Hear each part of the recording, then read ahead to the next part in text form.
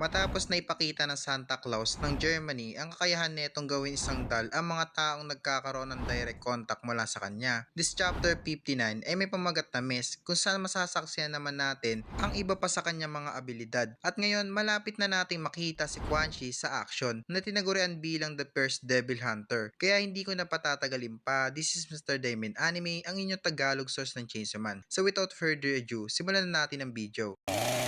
Nagsimula ang chapter na to sa isang eksena kung saan makikita natin si Makima na naglalakad sa loob ng isang gusali. Kapansin-pansin ngang napakaraming bangkay sa kanyang mga dinadaanan. Ito ay dahil iniligpit niya ang mga Daredevil na maaaring maging sagabal pa para sa kanila. Dito ay binigyan niya ng task si Beam na puntahan si Denji at tulungan sa mga posibleng kalaban. Binigyan niya rin ng task si Princey, ang Spider Fiend, na kung maaari daw ay mas i-prioritize netong iligtas si Denji kaysa sa iba. Dahil ang Germany nga daw ay nagpo-possess ng iba't ibang klase ng mga devil at hindi sila sigurado kung anong klaseng devil ang pwedeng ibato sa kanila. Dagdag niya pa dito na sigurado raw na maraming mamamatay sa kanilang mga tauhan. Kaya kung posibleng i-retrieve ang katawan nila ay mag-retrieve lang siya ng marami as possible. Dito ay makikita nga natin ang Santa Claus ng Germany na pa-chill-chill lang habang nagkakape, na para bang wala siyang pinoproblema at walang magiging sagabal para sa kanya. Sa sumunod na pahina ay makikita naman natin ang grupo nila Denji na sinusundan ng mga Daredevil sa pampublikong lugar. Kaya nagdesisyon sila ditong pumasok na lamang sa department store at nung narinig ni Santa ang kanilang binabalak sa pamamagitan ng pangdinig ng kanyang mga Daredevil ay hindi niya na pinalagpas ang chance na to, kaya once raw na makapasok sila sa department store ay inutusan niya ang kanyang mga puppet na atakihin ito sa loob. Kaya ang mga puppet na sumusunod sa grupo nila Denji kanina ay agarang binago ang kanilang mga kamay to a weapon na capable humiwa ng katawan ng mga tao at sabay-sabay rin silang pumasok sa department store. Pero ang binabalak nilang pagsugod ay natunugan na pala ng grupo nila Denji dahil nag-activate na nga dito si Kusakabe ng isang parang magic circle at may ibinuga ito mula sa kanyang bibig na nagresulta naman sa pagiging bato ng mga puppet. At si Kusakabe nga ay may kontrata sa tinatawag na Stone Devil. Bilib na bilib naman dito si Denji sa nasaksiyan niya kaya lumapit ito ng bagya, pero pinagsabihan agad ito ni Kusakabe dahil nga ang Stone Devil na pinagkontradahan niya ay nagbabago, kaya kung ayaw ron netong maging isang bato ay mas mabuting lumayo siya rito. Ipinaliwanag naman ni Yoshida na ang mga sumugod sa kanila ay kagagawa ng Daredevil at kapag nagawa nitong mahawakan kahit ang piraso lang ng kanilang mga damit ay matutulad din sila bilang isang puppet. Kaya itinanong naman dito ni Angel Devil na papaano nga raw nilang nalaman na susugudin sila neto. Ito ay dahil raw sa kanilang mga pagyapak dahil masyado raw systematic ang kanilang mga kilos sa likod kanina. Kaya mas mabuti raw na panoodin sila kung papaano ito kumilos at makikita neto ang pinagkaiba nila sa mga tao. At sinabi din ni Kusakabe na si Maki mga raw ay binalaan sila sa pagdating ng Santa Claus. Kaya ang kailangan na lang nilang gawin ay maghanda at mag-isip ng mga posibleng countermeasure sa mga posibleng pag-atake. Dito nga ay tinapos na ni Kusakabe ang huling puppet na sumugod sa kanila. At sinabi naman ni Denji na wikang masyado nga daw creepy ang abilidad ng mga puppet na to. Pero gaano nga daw ba karami ang mga puppet na to? Na sinagot naman ni Hayakawa na hindi niya sigurado kung ano ang mga devil na pinagkontratahan ni Santa. Pero ang mga malalakas na devil ay nagre-require din ng malalakas na kontrata. Kaya posible raw na mayroong limit ang kakayahan niya na makapag-produce ng mga puppet. At habang sinasabi niya yon ay makikita naman natin dito ang 5 pang mga paa na papasugod na sa kanila. Kaya sa sumunod naman na pahina ay makikita natin dito na hindi lang 3 o 5 kundi sandamakmak na puppet na may nakakatakot na ability ang papasugod na sa kanila. Kaya dito ay nagdesisyon na agad silang pumunta sa second floor para hindi sila magkaroon ng direct contact dahil nga napakaraming puppet ang sumusugod sa kanila. Habang tumataas sila papuntang second floor ay bakit raw hindi pa ginagawang bato ni Kusakabe ang mga puppet na humahabol sa kanila. Ito nga ay dahil raw masyado silang marami at kaya niya lang silang gawing bato sa loob ng parang magic circle na ginawa niya kanina. At si Power naman na nasa hulihan nila ay malapit na ang maabutan. Kaya sa takot netong maging isang puppet ay pinagmamadali niya ang mga nasa unahan sa harapan niya at tinawag niya pa itong mga basura. Pero nagawa nga dito makapitan si Power ng mga puppet na humahabol sa kanila na ikinagulat naman ni Denji. Kaya ang dalawa ay wala nang nagawa kundi atakihin na rin ang mga puppet na to gamit ang blood manipulation ni Power at ang sipa naman ni Denji na ikinabahala naman ni Kusakabe. Pero makikita nga natin dito ang dalawa na hindi naging isang puppet matapos ang direct contact mula sa Daredevil na ikinainis naman ni Denji dahil sa takot na itong maging isang puppet at si Power din na napasabi na lang na sinungaling nga raw sila. Kaya ipiniliwanag naman ni Kusakabe na dahil nga raw hindi naman sila mga human kung hindi isang fiend at papaano naman raw si Denji kung siya raw ba ay immune dito. Pero habang tinatanong niya nga iyon ay napakaraming puppet agad ang panibagong umahabol sa kanila. Kaya inutusan agad ni Tamaki si Nakamura na gawin ang kailangan gawin. Nabigla naman itong sumulpot mula sa harapan nila na ikinagulat naman nila kaya lahat sila ay napatanong na lang na kung sino raw ba ito. At ang Nakamura na ito ay ginamit ang kakayahan ng Pax Devil na Kon, ngunit ang napapalabas neto ay ang clone ng Pax Devil na nagawa niya namang pigilan ang pagsugod nila dito at muntikan na nga raw sila dito. Nagpakilala naman ito bilang isang Safety Devil Extermination sa Division 2. Kaya ipinaliwanag naman ni Tamaki na marami nga raw na Devil Hunter ang mga nakaposisyon sa kanya-kanyang building sa mga ruta sa kanilang dinaanan netong mga nakaraang araw. Dahil mas gusto nilang maging maikli lang ang magiging laban para hindi masyadong marami ang magiging pinsala sa mga laban. Kasi ang mga taong nagiging puppet ay hindi na kailanman makakabalik sa kanilang sarili, na ikinagulat naman ni Denji at Hayakawa. At nagsorry naman ito kay Denji dahil nga ginawa siya ditong pain. Pero ang mga puppet raw na ito ay kaya lang makontrol sa malapit kaya ang lokasyon ni Santa ay malapit lang sa kinatatayuan nila. Sa sumunod naman na pahina ay mapapansin natin ang master ni Tolka sa isang amusement park na nakasakay sa isang attraction dito. At hindi nga raw magtatagal ay malapit nang maging maingay ang kapaligiran. May kita rin natin dito si Tolka na hawak-hawak ang pako na ipinagkatiwala sa kanya ng master para gawin ang task neto. At nandito rin ang isa sa tatlong magkakapatid na assassin na mukhang desidido ng tapusin ang misyon niya matapos ngang mamatay ng dalawa niyang kapatid. At eto na nga raw ang oras para i-deliver ni Santa ang kanyang present at may kita natin dito ang sandamakmak na puppet niya. At si Kobini naman ay iniisip kung gaano kalaki ang magagastos niya sa pagpapaayos ng sasakyan niya na sinira naman ni Power. Nasa sumunod naman na pahina ay nandito na nga ang mga babae ni Quan Chi at nalaman nga nilang narito si Santa para sa misyon at wala pa raw silang maayos na tulog simula kagabi. Kaya ang sitwasyon raw nila ngayon ay hindi maganda. Pero sinabi nga ni Quan Chi na mas hindi raw magiging maganda ang sitwasyon nila at dito na nga nagtatapos ang chapter 59.